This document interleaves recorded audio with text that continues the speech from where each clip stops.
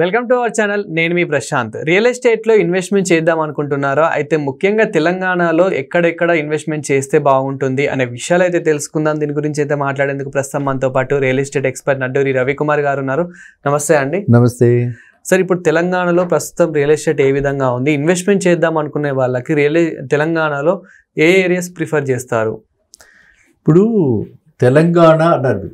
తెలంగాణ అనగానే Hyderabad beyond, Hyderabad and beyond. Hyderabad గురించి మనం చెప్పుకుంటూనే ఉంటాం, అది ఆల్వేస్ చెప్పుకుంటాం. కాబట్టి తెలంగాణ అన్నారు కాబట్టి మనం ఇప్పుడు టైర్ 2, టైర్ 3 సిటీస్ కూడా మనం మాట్లాడుకోవచ్చు. ఓకే, టైర్ 2, టైర్ 3 సిటీస్ ఎందుకు మాట్లాడుకోవచ్చు అంటే తెలంగాణ గవర్నమెంట్ తీసుకున్నటువంటి ఒక చాలా అందరూ అభినందించదగ్గ ఒక నిర్ణయం ఏమిటంటే స్ప్రెడ్ అవుట్ చేయటం.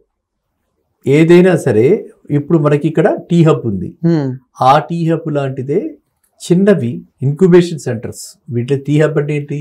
It is incubation centre. మీకు ఏదో స్టార్టప్ ఐడియా ఉంది, దాన్ని ఎలా చేసుకోవాలి, దాన్ని చేసుకోవడానికి వీలు చేసుకుంటూ మీకు ఒక కోవర్కింగ్ స్పేస్ లాగా అన్నీ పెట్టి, డెస్క్ అన్నీ పెట్టి అన్నీ అమర్చి మీకు ఇచ్చేది టీ హబ్. సార్, ఇప్పుడు టైర్ 2 ఏరియాస్ అంటే ఏ ఏరియాస్ యాడ్ అవుతుంది? అవే మనం మాట్లాడబోతుంది. ఇది స్ప్రెడ్ అవుట్ చేశారు, అన్ని హైదరాబాద్కి వచ్చేయక్కర్లా. నిజామాబాద్లో ఉంది, కరీంనగర్లో ఉంది, సూర్యాపేటలో ఉంది, ఖమ్మంలో ఉంది, మిర్యాలగూడలో ఉంది. ఒక విధంగా ఉమ్మడి జిల్లాలు అన్నమాట. సో ఇది మనకు చాలా ఆనందకరమైనటువంటి విషయం. ఎందుకంటే అందరు హైదరాబాద్కి వచ్చి హైదరాబాద్లోనే చేసి ఉండాలి అంటే పేరెంట్స్ అందరూ అక్కడ ఉంటారు. కాలేజెస్, ఇంజనీరింగ్ కాలేజెస్ ఎక్కడ లేవు ఇప్పుడు, ఎక్కడ పడితే అక్కడ అన్ని చోట్ల ఇంజనీరింగ్ కాలేజెస్ ఉన్నాయిగా. వరంగల్లో ఉంది, అన్ని ఏ సెంటర్ చెప్తే ఆ సెంటర్లో, ఆదిలాబాద్లో కూడా ఉన్నాయి. సో అన్ని చోట్ల ఇలాంటి డిస్ట్రిక్ట్ హెడ్ క్వార్టర్స్లో, బోల్డ్ డిస్ట్రిక్ట్ హెడ్ క్వార్టర్స్లో, కొన్ని న్యూ డిస్ట్రిక్ట్ హెడ్ క్వార్టర్స్లో కూడా తెలంగాణలో పెట్టడం బట్టి అన్నీ కూడా వైబ్రెంట్ టౌన్స్. ఇది సిటీ, అవన్నీ వైబ్రెంట్ టౌన్స్. ఇది మెగా సిటీ హైదరాబాద్, అవన్నీ మినీ సిటీస్. అలా క్లస్టర్ డెవలప్ అవుతున్నాయి. కాబట్టి నా ఉద్దేశంలో మనం చూసిన దాని ప్రకారంగా first destination is Warangal. Okay, Hyderabad తర్వాత వరంగల్ ఇది మేజర్ డెస్టినేషన్. వరంగల్ చాలా చక్కటి ఇన్ఫ్రాస్ట్రక్చర్, చాలా బాగుంది, కనెక్టివిటీ బాగుంది, ట్రైన్ కానీ ఇది కానీ అన్నీ బాగున్నాయి. అక్కడ కూడా ఎయిర్పోర్ట్ డెవలప్ అవుతుంది వరంగల్లో. మీకు ఐడియా ఉందో లేదో? అవును, వరంగల్లో కూడా ఎయిర్పోర్ట్ వస్తుంది. సో కాబట్టి అంటే ఇంటర్నేషనల్గా కూడా మనం ఫ్లై చేసే వాళ్ళకి కూడా అక్కడి నుంచి ఢిల్లీకి వెళ్ళడం, ఢిల్లీ నుంచి వేరే అక్కడి నుంచి హైదరాబాద్ వచ్చి హైదరాబాద్ ఇంటర్నేషనల్ ఎయిర్పోర్ట్ బ్రహ్మాండంగా ఎక్స్పాండ్ అవుతుంది. ఫ్యూచర్లో ఐటీ సాఫ్ట్వేర్ కంపెనీస్ కూడా వరంగల్లో రాబోతున్నాయని చెప్పేసి వింటూ ఉన్నాము. సో ఇది కూడా ఎంతవరకు నిజం? కరెక్ట్, వరంగల్లో అవి కూడా వచ్చే అవకాశాలు చాలా ఉన్నాయి. అండ్ గవర్నమెంట్, నేను అందుకే చెప్తాను, తెలంగాణ గవర్నమెంట్ అది మంచి డిసిషన్ తీసుకుని అన్ని చోట ఇలాంటివి పెట్టడం. అందువల్ల ఏమవుతుందంటే కంపెనీలు కూడా they are preferring tier 2 cities. కంపెనీలు కూడా వాళ్ళకు కూడా ఏంటంటే తెలిసిపోయింది, గంటన్నర పడుతుంది హైదరాబాద్లో ఈ మూల నుంచి ఆమెలకు, ఆ మూల నుంచి ఈ మూలకి రావాలంటే. వీళ్ళు చాలా టైర్డ్ అయిపోతున్నారు ఎంప్లాయీస్ అని చెప్పి అలాంటి చిన్న ప్లేసెస్ వాళ్ళు ప్రిఫర్ చేస్తున్నారు. లో కాస్ట్ సెంటర్స్ అంటారు, ఇవన్నీ లో కాస్ట్ సెంటర్స్ని ప్రిఫర్ చేస్తున్నారు. సో ఇప్పుడు ఎప్పుడైతే లో కాస్ట్ సెంటర్స్లో కనుక ఇలాంటివి పెడతారో అక్కడ ఉన్న వాళ్ళకి లోకల్ ఎంప్లాయ్మెంట్ వస్తుంది, లోకల్గా ఉన్న వాళ్ళకి ఎంప్లాయ్మెంట్ జనరేషన్ అవుతుంది. అందువల్ల ఇప్పుడు మీరు అడిగిన దానికి ఈ వరంగల్ అన్నది hot destination. Number 1 place Warangal నా దీనిలో. Okay, number 2 Nizamabad, number 3 Suryapet, middle of Hyderabad అంటే ఎక్కడికి విజయవాడ. వెళ్ళారు ఎప్పుడైనా సూర్యాపేట? వెళ్ళాలి. సూర్యాపేటలో ఇంజనీరింగ్ కాలేజ్ ఉంది, సూర్యాపేటలో మెడికల్ కాలేజ్ ఉంది, సూర్యాపేటలో Telangana's largest gated community launch అయ్యింది. Largest gated community by Modi builders. ఇవాళ ఏంటి 17వ తారీఖు, 16వ తారీఖు వాళ్ళు లాంచ్ చేశారు. So it's a very good thing అనమాట. అంటే మనకి ఈ విధంగా second tier 2, tier 3 towns, mini cities, they are all growing. ఖమ్మంలో చాలా వచ్చాయి. ఖమ్మంలో విపరీతమైనటువంటి డెవలప్మెంట్ జరిగింది, రేట్లు కూడా బాగానే పెరిగాయి.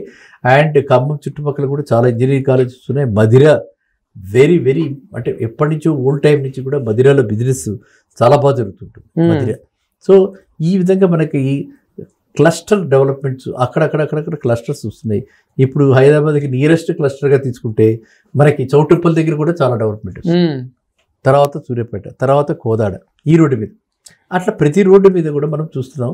నేను కొన్ని రూట్స్, కొన్ని సెంటర్స్ చెప్పడానికి కారణం ఏంటంటే అక్కడ ఎటువంటి రిస్క్ లేదు. ఏది ప్రకృతి పరంగా వైపరీత్యాలు వచ్చి కాలువలు కొట్టుకుపోవడానికి కానీ పెద్ద పెద్ద నదులు కానీ లేనటువంటి ప్లేస్ ఇలాంటి ప్లేసెస్ అనమాట. ఇప్పుడు మొన్న ఏమైంది కామారెడ్డి దగ్గర తెలుసా మీకు?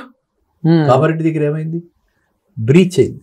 ఆ బ్రిడ్జి మొన్న పెద్ద వర్షాలకు ఇదైపోయి చాలా మంది దెబ్బతిన్నారు. అవును, మీ గవర్నమెంట్ కూడా వెళ్ళి హెల్ప్ చేయడం అంతా కూడా జరిగింది. కొంత వాలంటీర్ ఆర్గనైజేషన్ కూడా వెళ్ళి హెల్ప్ చేశారు. ఎంతో మంది ఇల్లు నిరాశ్రయులయ్యారు. సో అలాంటి రిస్కులు లేకుండా ఇవన్నీ కూడా ఈ ప్లేసెస్ మనం చెప్పుకున్నవి ఖమ్మంలో కానీ లేకపోతే సూర్యాపేటలో కానీ లేకపోతే మన వరంగల్లో కానీ అలాంటి రిస్కులు ఏం లేవు. అంటే ఎంత పెద్ద వర్షం వచ్చినా కూడా తట్టుకోగలిగింది వరంగల్. అది స్ట్రెంగ్త్ ఆఫ్ వరంగల్ అనమాట. అది స్ట్రెంగ్త్ ఆఫ్ సూర్యాపేట. అర్థమైందా? సో ఇలాంటి ప్లేసెస్లో చౌటుప్పల్ లేకపోతే చౌటుప్పల్ దగ్గరగా ఉంది. చౌటుప్పల్ అక్కడ కానీ పెట్టుకుంటే బ్రహ్మాండంగా ఇన్వెస్ట్మెంట్కి రిటర్న్స్ అండ్ హ్యాపీనింగ్ ప్లేసెస్. ఇవన్నీ కూడా ఇవేవో స్లీపింగ్ టౌన్స్ కాదు. కొన్ని టౌన్స్ ఉంటే స్లీపింగ్ జైంట్స్ అంటాబట్టి, అంటే అక్కడ ఏం జరగదు, అలా పడుకుని ఉంటాయి. అలాంటివి కాదు కాబట్టి అఫోర్డబుల్గా ఉన్నాయి కాబట్టి అందరూ ఈ అంటే ఒక రకంగా చెప్పాలంటే పొల్యూటెడే కదా. ఈ పొల్యూటెడ్ భాగ్యనగరం అంటే డబ్బులు ఉన్నప్పటికీ కూడా మనకి లివబుల్ కండిషన్స్, లివింగ్ కండిషన్స్ మన చేతుల్లో లేదు. ఏంటంటే నెంబర్ ఆఫ్ వెహికల్స్ మల్టిప్లై అయిపోయినాయి. ఎక్కడ ఏ రోజు ట్రాఫిక్ జామ్ ఎలా అయిపోతుందో తెలియదు. అది ఒకవైపు కనిపించేది ట్రాఫిక్ జామ్, కనిపించేది పొల్యూషన్, ఎయిర్ పొల్యూషన్ యాడ్ అయిపోతుంది.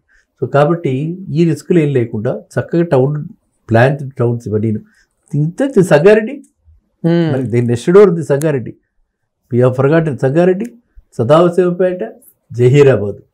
ఆ 3 సెంటర్స్ కూడా చూడండి ఎంతో బ్రహ్మాండంగా wide roads, adjoining Mumbai highway and Kandi కానీ ఐఐటి అక్కడే ఉంది, గీతం అక్కడే ఉంది, మంచి మంచి కాలేజెస్ ఉన్నాయి. No pollution, so no threat, no rivers are flowing. Sir, హైదరాబాద్లో ఐటీ గ్రోత్ని రియల్ ఎస్టేట్ ఎలా ఇంపాక్ట్ చేస్తుంది అనుకోవచ్చు? చాలా ఇంపార్టెంట్ ఏంటంటే హైదరాబాదు ఇవాళ ఈ విధంగా ఉండటానికి కారణమే ఐటీ ఇండస్ట్రీ, కారణమే సైబర్ టవర్స్, కారణమే సైబరాబాద్. ఓకేనా? ఇప్పుడు ఇవాళ మనం ఎంత చూస్తున్నాము ఈ డెవలప్మెంట్ అంతా కూడా ఎన్నిసార్లు చెప్పుకున్నాం. వెస్ట్ సైడ్ గురించి ఎందుకు చెప్పుకుంటున్నాం? వెస్ట్ సైడే ఇవన్నీ వచ్చాయి. అవును, కాబట్టి హైదరాబాదుకి ఐటీకి చాలా, హైదరాబాద్ రియల్ ఎస్టేట్కి ఐటీకి చాలా అవినాభావ సంబంధం ఉంది. ఐటీ గ్రోత్ ఉంటేనే హైదరాబాద్ గ్రోత్ ఉంటుంది. ఉన్న విషయం అది. ఇవి రెండు గ్రోయింగ్ టుగెదర్, అన్నదమ్ముల్లాగా అవన్నీ గ్రోయింగ్ టుగెదర్. ఇప్పుడు అదే విధంగా మనం చూసుకుంటే ఇప్పుడు మనకు ప్రస్తుతం ఉన్న గవర్నమెంట్ ఏముంటుంది? ఏఏ city, artificial intelligence city, 4th city అని అంటుంది. కాబట్టి ఇప్పుడు అటువైపు మీకు మూమెంట్ వచ్చింది సౌత్ సైడ్. సో కాబట్టి హైదరాబాద్కి ఖచ్చితంగా growth, real estate growth, Hyderabad real estate growth ఖచ్చితంగా ఐటీ ఇండస్ట్రీ మీద ఆధారపడుతుంది. అదేవిధంగా కొత్త కంపెనీలు, కొత్త ఎంఎన్సీస్, కొత్త కెపాసిటీస్ పెంచటం, జీసీసీ అంటారు, గ్లోబల్ కెపాసిటీ సెంటర్స్, అన్ని పెద్ద పెద్ద కంపెనీలు వచ్చి ఇక్కడే వాళ్ళ బ్యాక్ ఆఫీసులు పెట్టుకోవటం, ఈ విధంగా జరుగుతుంది. కాబట్టి హైదరాబాద్కి ఇది పెద్ద బ్లెస్సింగ్, రియల్ ఎస్టేట్కి ఇది పెద్ద బ్లెస్సింగ్. ఎన్నాళ్ళైతే మన రియల్ ఎస్టేట్ ఇండస్ట్రీ పాజిటివ్గా ఉండి హైదరాబాద్లో ఈ విధంగా పెట్టుకోవడానికి అనువుగా ఉంటుందో అన్నాళ్ళు గ్రోత్ డెఫినెట్గా ఉంటుంది ఇక్కడ. కాబట్టి హైదరాబాద్కి గ్రోత్కి డోకా లేదు. ఎప్పటిదాకా రియల్ ఎస్టేట్ మన ఐటీ ఇండస్ట్రీ ఏ రోజు దాకా అయితే ఎదుగుతూ ఉంటుందో ఆ రోజు దాకా హైదరాబాద్ రియల్ ఎస్టేట్కి గ్రోత్కి డోకా లేదనమాట. అందువల్ల అది చాలా ఇంపార్టెంట్. రెండు కూడా బేరింగ్ ఉంది, inter connection. Thank you sir. Thank you.